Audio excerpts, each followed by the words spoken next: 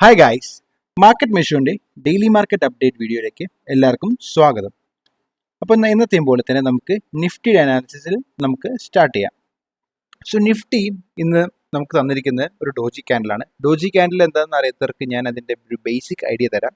So doji candle എന്ന് പറഞ്ഞാൽ ഒരു ക്യാൻഡിലിൻ്റെ ചെറിയ ബോഡിയും അതുപോലെ തന്നെ അതിന് വലിയ വിക്സും തന്നു കഴിഞ്ഞാൽ അതിനെ ഡോജി എന്ന് പറയും. ഫോർ എക്സാമ്പിൾ ഇതൊരു ഡോജി ക്യാൻഡിലാണ്, കാരണം നോക്കിയ ചെറിയ ബോഡി വലിയ വിക്സ്, ഇതും ഒരു ഡോജി ക്യാൻഡിലാണ്. ഈ ഒരു ഡോജി ക്യാൻഡിൽ വന്നിരിക്കുന്നത് എപ്പോഴാണ്? നമ്മുടെ ഒരു ഇൻസൈഡ് ബാർ ഉണ്ടായിരുന്നു. ഫ്രൈഡേത്തെ ക്ലോസിങ്ങിൽ നമുക്ക് ഇൻസൈഡ് ബാർ ആണ് കിട്ടിയത്. ആ ഇൻസൈഡ് ബാറിന്റെ താഴത്തേക്ക് നമ്മൾ ബ്രേക്ക് ഔട്ട് ചെയ്യാൻ ശ്രമിച്ച്, പക്ഷേ സസ്റ്റെയിൻ ചെയ്യാതെ ഈ ഒരു 15 മിനിറ്റ്സ് ടൈം ഫ്രെയിമിൽ നമുക്ക് നോക്കിയാൽ മനസ്സിലാവും ചെറിയ രീതിയിൽ ബൗൺസ് ചെയ്യായിരുന്നു അവിടെ. അതായത് ഈ ലോ ബ്രേക്ക് ചെയ്യാൻ ശ്രമിച്ചിട്ട് ആ ലോയിൽ വന്ന് ചെറിയൊരു ബ്രേക്ക് ഔട്ട് വന്ന് വീണ്ടും ബൗൺസ്, വീണ്ടും ചെറിയൊരു ബ്രേക്ക് ഔട്ട് വന്ന് വീണ്ടും ബൗൺസ്. നമുക്ക് 15 മിനിറ്റ്സ് ടൈം ഫ്രെയിമിലേക്ക് പോയിട്ട് അവിടെ നിന്ന് തന്നെ ഒന്ന് ചെക്ക് ചെയ്ത് നോക്കാം. നോക്കൂ, ഇവിടെ നോക്കുകയാണെങ്കിൽ നേരെ വന്നു പ്രൈസ്, ഇതായിരുന്നു നമ്മുടെ ലോ, ഇന്നലത്തെ ലോ. ഇന്ന് നേരെ പ്രൈസ് ഇവിടെ വന്നു, ബ്രേക്ക് ഔട്ട് തരുന്ന പോലെ കാണിച്ചു, വീണ്ടും ബൗൺസ് ബാക്ക്, വീണ്ടും തിരിച്ചു വന്നു, ബ്രേക്ക് ഔട്ട് തരുന്ന പോലെ കാണിച്ചു, വീണ്ടും ബൗൺസ് ബാക്ക്. അപ്പോൾ ഒരു ചോപ്പിനെസ് നിഫ്റ്റിയിലേക്ക് വന്നിട്ടുണ്ട്. അതുകൊണ്ട് തന്നെയാണ് നമുക്ക് ചെറിയ ഡോജി ക്യാൻഡിൽസ് നിഫ്റ്റിയിൽ കാണാൻ പറ്റുന്നതും. പക്ഷെ നമുക്ക് ഈ ഒരു ഹൈ വോളിയം റെഡ് ക്യാൻഡലിന്റെ ലോ ബ്രേക്ക് ചെയ്യുകയാണെങ്കിൽ നിഫ്റ്റിയിൽ നമുക്കൊരു ബെയറിഷ് പ്രൈസ് ആക്ഷൻ കാണാമെന്ന് ഞാൻ പ്രതീക്ഷിക്കുന്നു. പിന്നെ നമ്മൾ നിഫ്റ്റിയിൽ വേറെ കാര്യം കൂടെ നമ്മൾ ശ്രദ്ധിക്കേണ്ടത് എന്താണെന്ന് വെച്ചാൽ, ഈ ഒരു ഹൈ റൈറ്റ് നമുക്ക് ഓൾറെഡി ഇവിടെ നോക്കാം, ഒരു നല്ലൊരു ബുള്ളിഷ് ക്യാൻഡിൽ വന്നു, പിന്നെ ഒരു ഇൻസൈഡ് ബാർ വന്നു. ആ ഇൻസൈഡ് ബാറിന്റെ ലോ ബ്രേക്ക് ചെയ്യാൻ ശ്രമിച്ചു, പക്ഷെ നടന്നില്ല, ചെറിയ രീതിയിൽ ചോപ്പി ആയിപ്പോയി സൈഡിലേക്ക്. പക്ഷെ നാളെ ഈ ഒരു ഹൈക്ക് മുകളിൽ ബ്രേക്ക് ഔട്ട് ഒന്ന് ക്ലിയർ സ്ട്രോങ് ആയിട്ട് സസ്റ്റെയിൻ ചെയ്യാണ് നിഫ്റ്റി എന്നുണ്ടെങ്കിൽ നമുക്കതൊരു ബുള്ളിഷ് സൈനാണ്. അപ്പോൾ അവിടെ നിന്ന് വീണ്ടും നിഫ്റ്റി മുകളിലേക്ക് പോകുന്നത് നമുക്ക് പ്രതീക്ഷിക്കാം, റൈറ്റ്? അപ്പോൾ അതാണ് നിഫ്റ്റി അനാലിസിസ്. ഓൾറെഡി നമ്മൾ ഈ ഹെഡ് ആൻഡ് ഷോൾഡർ പാറ്റേണും കാര്യങ്ങളെക്കുറിച്ചൊക്കെ, നിഫ്റ്റിയിൽ ഉണ്ടായിരുന്ന ഹെഡ് ആൻഡ് ഷോൾഡർ പാറ്റേൺ കാര്യങ്ങളെക്കുറിച്ചൊക്കെ നമ്മൾ ഇതിന് മുന്നത്തെ വീഡിയോസിൽ ഡിസ്കസ് ചെയ്തിരുന്നു. ഇത് അഥവാ ആ വീഡിയോസ് കാണാത്തവരാണെങ്കിൽ തീർച്ചയായും പോയി കാണാം. കുറച്ച് ഇൻട്രസ്റ്റിംഗ് ആയ വീഡിയോ ആണ്. അതിനകത്ത് നമ്മൾ head and shoulder pattern, inverse head and shoulder പാറ്റേണിന്റെ ടാർഗറ്റ്സ് എങ്ങനെയാണ് നമ്മൾ കാൽക്കുലേറ്റ് ചെയ്യുന്നത്, എത്രയാണ് ഇതിന്റെ ടാർഗറ്റ് എന്നൊക്കെ നമ്മൾ അവിടെ ഡിസ്കസ് ചെയ്തിട്ടുണ്ട്. ഓക്കെ, സോ റൈറ്റ് നൗ ഇതാണ് എൻ്റെ ഒരു അനാലിസിസ് അബൌട്ട് നിഫ്റ്റി. നമുക്കിനി സ്മോൾ ക്യാപ്പ് മിഡ് ക്യാപ്പ് ഇൻഡെക്സിലേക്ക് നമ്മുടെ അനാലിസിസ് പോവാം. സോ ഇവിടെ നമ്മൾ CNX mid small cap index 400 നോക്കുകയാണെങ്കിൽ ഒരു എക്സ്ട്രീം ബൈങ് പ്രഷറിലാണ് ഇപ്പോഴും നിൽക്കുന്നത്. From the low to the up നമ്മൾ നോക്കുവാണെങ്കിൽ ഓൾമോസ്റ്റ് 10% മൂവ് ആണ് വന്നിരിക്കുന്നത് നിഫ്റ്റി. ഈ 10% മൂവ്, അതും നിഫ്റ്റി അല്ല, Nifty mid cap small cap 400 index, അതും ഒരു വി ഷേപ്പ് റിക്കവറിയാണ് നമുക്ക് കിട്ടിയത്.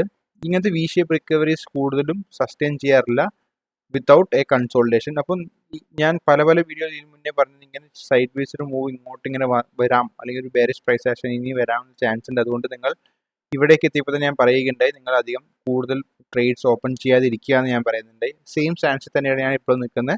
കാരണം ഓൾറെഡി നമ്മുടെ Nifty mid cap small cap 400 index over ബോട്ടാണ്. അപ്പോൾ ചെറിയൊരു പ്രൈസ് ആക്ഷൻ താഴത്തേക്ക് വരികയാണെങ്കിൽ നിങ്ങൾ ഇവിടേക്ക് എടുത്ത ട്രേഡുകൾ എല്ലാം സ്റ്റോപ്പ് ലോസ് അടിക്കാനുള്ള പ്രോബിലിറ്റി കൂടും. അപ്പോൾ നമ്മൾ തൽക്കാലത്തിൽ നിന്ന് വെയിറ്റ് ചെയ്യാം. ചെറിയൊരു പ്രൈസ് ആക്ഷൻ താഴത്തേക്ക് വരാൻ വേണ്ടി നമുക്ക് വെയിറ്റ് ചെയ്യാം. ഇങ്ങനെ വന്നിട്ട് പിന്നെ ഒരു മൂവ് മുകളിലേക്ക് പോകുന്നതാണെങ്കിൽ അത് വളരെ ഹെൽത്തി പ്രൈസ് ആക്ഷൻ ആണെന്ന് നമുക്ക് പറയാൻ പറ്റും. അല്ലാന്നുണ്ടെങ്കിൽ കുറച്ച് ഡൗട്ട്ഫുൾ ആണ്. ഡൗട്ട്ഫുൾ ഇൻ ദ സെൻസ് നമ്മൾ ട്രേഡ് എടുത്തിട്ട് ചെയ്ത് പ്രോഫിറ്റബിൾ ആവാനുള്ള പ്രോബിലിറ്റി കുറച്ച് കുറയും, വിൻ റേറ്റ് നമ്മൾ കുറച്ച് കുറയും ഈ ലെവലിലൊക്കെ ട്രേഡ് എടുത്താൽ. ഇത് എന്തുകൊണ്ടാണ് ഞാൻ ഇങ്ങനെ പറയുന്നതെന്നുള്ള നിങ്ങൾക്ക് ചിലപ്പോൾ തോന്നാം, already mid cap small cap index ഭയങ്കര ബുള്ളിഷ് അല്ലേ, പിന്നെ നമ്മൾ എന്തുകൊണ്ട് ട്രേഡ് എടുക്കണ്ട എന്ന് ഞാൻ പറയുന്നു എന്ന് നിങ്ങൾക്ക് തോന്നാം. പക്ഷെ അതിന് എക്സാമ്പിൾ ഞാൻ കാണിച്ചു തരാം. നമുക്കൊരു ഹിസ്റ്റോറിക്കൽ സ്റ്റഡി തൽക്കാലം ജസ്റ്റ് ചെയ്ത് നോക്കാം. ഇവിടെ നോക്കുകയാണെങ്കിൽ ഫ്രം ദ ലോ നമുക്ക് എത്ര ശതമാനം കിട്ടി? 18 ദിവസം കൊണ്ട് 14% മൂവ് പോയി. അത് കഴിഞ്ഞിട്ട് ഒരു move to the down side, ഒരു കൺസോൾട്ടേഷൻ, ഒരു പുൾ ബാക്ക് നമുക്ക് വന്നിട്ടുണ്ട്. ഈ ഒരു പുൾ ബാക്കിനകത്ത് എന്താ സംഭവിക്കുന്നത് വെച്ചാൽ, ഈ ലാസ്റ്റ് 3 to 4 or 5 days ഈ സമയത്തൊക്കെ ട്രേഡ് എടുത്ത ആൾക്കാരുണ്ടെങ്കിൽ അവരെ സ്റ്റോപ്പ് ലോസ് അടിക്കാനുള്ള പ്രോബിലിറ്റി 90% ഉണ്ടെന്ന് ഞാൻ പറയും. അപ്പോൾ അതുകൊണ്ടാണ് ഞാൻ ഈ ഒരു ഇങ്ങനെയൊക്കെ എത്തിക്കഴിഞ്ഞാൽ ഒരിക്കലും നിങ്ങൾ ട്രേഡ് എടുക്കരുത്. അഥവാ ട്രേഡ് എടുക്കുകയാണെങ്കിൽ ചെറിയ പൊസിഷനിൽ അല്ലെങ്കിൽ ചെറിയ പൊസിഷൻ സൈസിൽ ട്രേഡ് എടുക്കുകയെന്ന് ഞാൻ പറയുന്നത്, റൈറ്റ്? അത് സെയിം തിങ് ഹാപ്പൻ അഗെയിൻ. നേരെ മുകളിലേക്ക് പോയി 10 ദിവസം കൊണ്ട് 7%. പിന്നെ എന്താ സംഭവിച്ചത്? പുൾ ബാക്ക് വന്നു, എക്സ്ട്രീം പുൾ ബാക്ക് ആണ് വന്നത്. അപ്പോൾ ഈ ലാസ്റ്റ് 3 to 4 days നിങ്ങൾ ട്രേഡ് എടുത്തിട്ടുണ്ടെങ്കിൽ അത് സ്റ്റോപ്പ് ലോസ് അടിക്കാനുള്ള പ്രോബിലിറ്റി കൂടുതലാണ്. വീണ്ടും സെയിം തിങ് നോക്കിയേ, 9.2% in X amount of days within 10 to 11 days I guess, check ചെയ്തില്ല. അതുപോലെ തന്നെ ഈ ഒരു ബെയറിഷ് പ്രൈസ് ആക്ഷന് ശേഷം ചെറിയൊരു മൂവ് താഴത്തേക്ക് വന്നു. അപ്പോൾ ലാസ്റ്റ് 3 to 4 days എടുത്ത ട്രേഡുകൾ നിങ്ങൾക്ക് സ്റ്റോപ്പ് ലോസ് അടിക്കാനുള്ള പ്രോബബിലിറ്റി കൂടുതലാണ്. അതുകൊണ്ടാണ് ഞാൻ പറയുന്നത് ഇവിടെ ഇനിയൊരു ബൈയിങ് നിങ്ങൾ ചെയ്യുന്നത് അത്ര അനുയോജ്യമായിരിക്കില്ല എന്ന്. കാരണം ഇവിടെ നിന്ന് ഒരു ചെറിയൊരു ബെയറിഷ് പ്രൈസ് ആക്ഷൻ വന്നാൽ കൂടി നമ്മൾ ഈ സമയത്ത് എടുത്തു കഴിഞ്ഞാൽ എടുത്തിട്ടുള്ള ട്രേഡ്സ് എല്ലാം സ്റ്റോപ്പ് ലോസ് അടിക്കും. സോ റൈറ്റ് നൗ എന്താ ചെയ്യേണ്ടത്, വെയിറ്റ് ചെയ്യുക. വെയിറ്റ് ചെയ്തിട്ട് ചെറിയൊരു ഫുൾ ബാക്ക് വന്ന് കൺസോൾട്ടേഷന് ശേഷം വീണ്ടും മുകളിലേക്ക് പോവുകയാണെങ്കിൽ വീണ്ടും ട്രേഡ് എടുക്കുക. ഇവിടെ കണ്ടോ, നേരെ മുകളിൽ പോയി ഫുൾ ബാക്ക് ഓർ കൺസോൾട്ടേഷൻ, അതിനുശേഷം ഒരു ബ്രേക്ക് ഔട്ട്. ആ സമയത്ത് നമ്മൾ കൂടുതൽ ട്രേഡ് എടുത്ത് നമ്മൾ കൂടുതൽ ട്രേഡുകൾ വർക്ക് ചെയ്യും ആ സമയത്ത്. അതായത് ഈ സമയത്തൊക്കെ എടുത്തു കഴിഞ്ഞാൽ ട്രേഡുകൾ ഉണ്ടെങ്കിൽ 5-6 ദിവസം നമുക്ക് സമയം ഉണ്ടായിരുന്നു. അപ്പോൾ ആ സമയത്ത് കുറേ വർക്ക് ചെയ്യും. വർക്ക് ചെയ്യുമ്പോൾ നമ്മൾ കൂടുതൽ അഗ്രസീവായിട്ട് ട്രേഡ് എടുക്കുന്നു, കൂടുതൽ സ്റ്റോപ്പ് ലോസും ട്രേഡിങ് സ്റ്റോപ്പ് ലോസ് ഒക്കെ വെക്കുന്നു, അല്ലെങ്കിൽ സ്റ്റോപ്പ് ലോസ് ഇത് ബ്രേക്ക് ഇവൻ പറ്റുന്നത്രയും ഫാസ്റ്റ് തന്നെ കയറ്റി വെക്കുന്നു. പിന്നെ നമ്മൾ പുറത്തേക്ക് ഇറങ്ങി വരുന്നു, അഥവാ ഈ സ്റ്റോപ്പ് ലോസും ട്രേഡിൽ സ്റ്റോപ്പ് ലോസും അടിച്ചു കഴിഞ്ഞാൽ, അല്ലെങ്കിൽ നമ്മൾ പ്രോഫിറ്റ്സ് ബുക്ക് ചെയ്യുന്നു. അങ്ങനെയാണ്, ഇതാണ് ഇതിൻ്റെ ഷോർട്ട് ടേം ട്രേഡിംഗ് മെത്തേഡാണ്. ഓക്കെ, ഇപ്പോൾ നിങ്ങളൊരു പൊസിഷണൽ ട്രേഡിംഗ് മെത്തേഡ് ആ ഒരു പ്ലെയർ ആണ്, നിങ്ങൾ വീക്ക്ലി ചാർട്ട്സ് ആണ് ട്രേഡ് ചെയ്യണമെങ്കിൽ ചിലപ്പോൾ ഈ ഒരു കൈൻഡ് ഓഫ് സ്റ്റൈൽ നിങ്ങൾക്ക് സ്യൂട്ടബിൾ ആയെന്ന് എനിക്ക് വരില്ല. പക്ഷേ ഞാൻ ചെയ്യുന്ന രീതി എന്താണോ അതാണ് ഞാൻ നിങ്ങൾക്ക് സജസ്റ്റ് ചെയ്യുന്നത്. ഒരുപാട് രീതിയിൽ മാർക്കറ്റിൽ കാശുണ്ടാക്കാൻ പറ്റും. അതിലൊരു വഴിയാണിത്. ഇപ്പോൾ നമുക്ക് വേറെ രീതിയിൽ, അതായത് വീക്ക്ലി ചാർട്ട്സ് അനാലിസിസ് ചെയ്യുന്നവരെന്ന് പറഞ്ഞാൽ കുറച്ചും കൂടെ വലിയ ടൈം ഫ്രെയിമിലായിരിക്കും അവർ മൊത്തം മാർക്കറ്റ് നോക്കിക്കാണുക. അതുപോലെ അവരുടെ സ്റ്റോപ്പ് ലോസ് കുറച്ച് വലുതായിരിക്കും, അവരുടെ ടാർഗറ്റ്സ് കുറച്ച് മുകളിലായിരിക്കും. അപ്പോൾ അങ്ങനെയുള്ളവർ ആ രീതിയിൽ ട്രേഡ് ചെയ്യുക. അവർക്കും കാശുണ്ടാക്കാൻ പറ്റാൻ ഒരിക്കലും പറയുന്നില്ല. പല രീതിയിൽ പല ഇൻഡിക്കേറ്റേഴ്സും പല പ്രൈസ് ആക്ഷൻ ടെക്നിക്സും സ്ട്രാറ്റജീസും കാര്യങ്ങളൊക്കെ ഉപയോഗിച്ച് എല്ലാവരും കാശ് ഉണ്ടാക്കുന്നുണ്ട്. ഇതൊരു വഴിയാണ്. പക്ഷേ ഒബ്വിയസ്ലി ഇങ്ങനത്തെ ഒരു മൂവ് ഇവിടെ ഞാൻ ഇപ്പോൾ പറഞ്ഞു, ഓവർ സ്ട്രെച്ച് ആയി കഴിഞ്ഞ് കഴിഞ്ഞാൽ ഏത് സ്ട്രാറ്റജി ആണെങ്കിലും ഓവർ സ്ട്രെച്ച് മാർക്കറ്റിൽ നിന്ന് നിങ്ങൾക്ക് ഒരു സ്റ്റോപ്പ് ലോസ് അടിക്കാനുള്ള പ്രോബിലിറ്റി കൂടുതലാണ് ഏത് സ്ട്രാറ്റജി ഉപയോഗിച്ചാലും. സോ അത് മാത്രം നിങ്ങൾ മനസ്സിലൊന്ന് കരുതുക.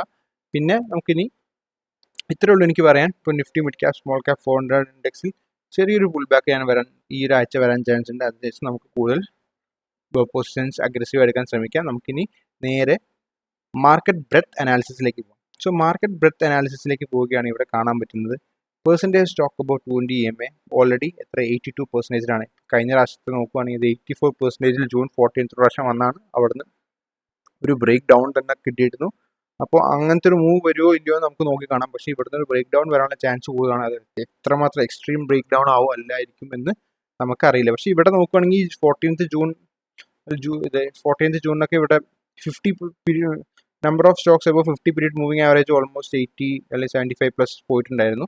ഇവിടെ നോക്കുകയാണെങ്കിൽ percentage stock above 50 period moving average only 68% വന്നിട്ടുള്ളൂ. അപ്പോൾ ചെറിയൊരു പുൾ ബാക്ക് ഇവിടെ വന്നിട്ട് വീണ്ടും ഒരു മൂവ് വരാൻ ചാൻസ് ഉണ്ട്. ആ സമയത്ത് തിരിച്ച് ഈ 50% സ്റ്റോക്സ് അബോ 50 പീരീഡ് മൂവിങ് ആവറേജും 80 ലെവലിലേക്ക് ഓവർ ബോട്ട് സോണിലേക്ക് എത്തുമെന്ന് നമുക്ക് പ്രതീക്ഷിക്കാം.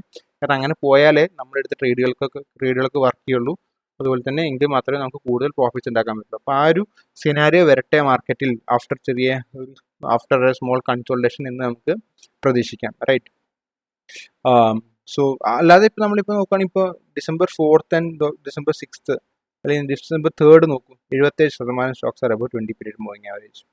December 4th 79% of stocks are about 29 moving average. December 9th 81% of the stocks, or December 6th 81% of stocks are above 20 minute moving average. അപ്പോൾ ഇതിനകത്തൊരു വലിയൊരു ത്രസ്റ്റ്, ഈ നമ്പർ ഇനി മുകളിലേക്ക് ഇനി ത്രസ്റ്റ് ചെയ്യാനില്ല. കാരണം ഓൾറെഡി നമ്മൾ ഓവർ ബോട്ടിലേക്ക് എത്തി. അപ്പോൾ ആ ത്രസ്റ്റ് വരുമ്പോഴാണ് ഫാസ്റ്റ് മൂവ്സ് സ്റ്റോക്സിൽ വരുന്നത്. അപ്പോൾ റൈറ്റ് നൗ അങ്ങനത്തെ ത്രസ്റ്റ് വരാനുള്ള പ്രോബിലിറ്റി ഇല്ല. കാരണം അത് ഓൾറെഡി നമ്മൾ വലിയ ത്രസ്റ്റൊക്കെ ഇവിടെ നിന്ന് കിട്ടി. ഇവിടെ നോക്കി 19% 23 നേരെ 37%. അങ്ങനെയുള്ള ബ്രെഡ്ത്ത് ത്രസ്റ്റ് വരുന്ന സമയങ്ങളിലാണ് കൂടുതൽ ഫാസ്റ്റ് മൂവിങ് സ്റ്റോക്സ് ഫാസ്റ്റായിട്ട് മൂവ് ചെയ്യുക. ആ സമയത്താണ് നമുക്ക് കൂടുതൽ കാശ് ഉണ്ടാക്കാനുള്ള എൻവിറോൺമെൻറ്റ് ഉള്ളത്. ഇപ്പോൾ ഓവർ ബോട്ടാണ്, അവിടെ നിന്ന് മുകളിലേക്ക് ഇനി അപ്സൈഡ് വളരെ ലിമിറ്റഡ് ആണ്. അതുകൊണ്ട് നമ്മൾ എക്സ്ട്രീംലി കോഷ്യസ് ആയി പൊസിഷൻസ് എടുക്കുക. ഓൾറെഡി എടുത്ത പൊസിഷൻസ് നല്ല രീതിയിൽ സ്റ്റോപ്പ് ലോസ് വെക്കുക, അല്ലെങ്കിൽ സ്റ്റോപ്പ് ലോസ് ഒക്കെ ഒന്ന് കയറ്റി വയ്ക്കാൻ ശ്രമിക്കുക. നമ്മൾ ഓൾറെഡി ഉണ്ടാക്കിയ പ്രോഫിറ്റ്സ് കൂടുതൽ നമ്മൾ ടേക്ക് കെയർ ചെയ്യാൻ ശ്രമിക്കുക. കൂടുതൽ കയ്യിൽ നിന്ന് കാരണം ഇവിടുത്തെ മാർക്കറ്റിൽ ഒരു പുൾ ബാക്ക് വന്നാൽ നമ്മളുള്ള പ്രോഫിറ്റ്സ് കളയരുത്. നിങ്ങൾ സ്റ്റോപ്പ് ലോസ് അല്ലെങ്കിൽ ട്രെയിലിംഗ് സ്റ്റോപ്പ് ലോസ് എന്തായാലും വെക്കണം. ഈ 2-3 കാര്യങ്ങൾ മാത്രമേ നമുക്ക് ഇപ്പോൾ ചെയ്യാനുള്ളൂ. ബാക്കി നമുക്ക് മാർക്കറ്റിൻ്റെ പ്രൈസ് ആക്ഷൻ വരുന്ന ദിവസങ്ങൾ നോക്കിയിട്ട് നമ്മുടെ ഡിസിഷൻസും കാര്യങ്ങളൊക്കെ നമുക്ക് എടുക്കാം. സോ അത്രയേ ഉള്ളൂ ഇന്നത്തെ ഡെയിലി മാർക്കറ്റ് അപ്ഡേറ്റ്. ഇത് നിങ്ങൾക്ക് ഉപകാരപ്രദമായെന്ന് പ്രതീക്ഷിക്കുന്നു. ഈ വരുന്ന ദിവസങ്ങളിൽ ഞാൻ കൂടുതൽ ഇൻട്രസ്റ്റിംഗ് ആയ strategies as well as market അപ്ഡേറ്റ്സുമായിട്ട് വരുന്നതായിരിക്കും. സോ അതുവരെ ഹാപ്പി ഇൻവെസ്റ്റിംഗ്, ഹാപ്പി ട്രേഡിംഗ്. അതുപോലെ തന്നെ നിങ്ങൾക്ക് നിങ്ങളുടെ ഫ്രണ്ട്സിനോ ഫാമിലി ആർക്കെങ്കിലും സ്റ്റോക്ക് മാർക്കറ്റിലോ അല്ലെങ്കിൽ ഷോർട്ട് ടേം സ്വിംഗ് ട്രേഡിങ്ങിൽ താല്പര്യമുണ്ടെങ്കിൽ ദയവായി ഈ വീഡിയോ അവർക്ക് ഷെയർ ചെയ്ത് കൊടുക്കേണ്ടതാണ്. അവർക്ക് വളരെയധികം ഗുണകരമാവുമെന്ന് ഞാൻ പ്രതീക്ഷിക്കുന്നു. So thank you guys again for watching. Have A nice day.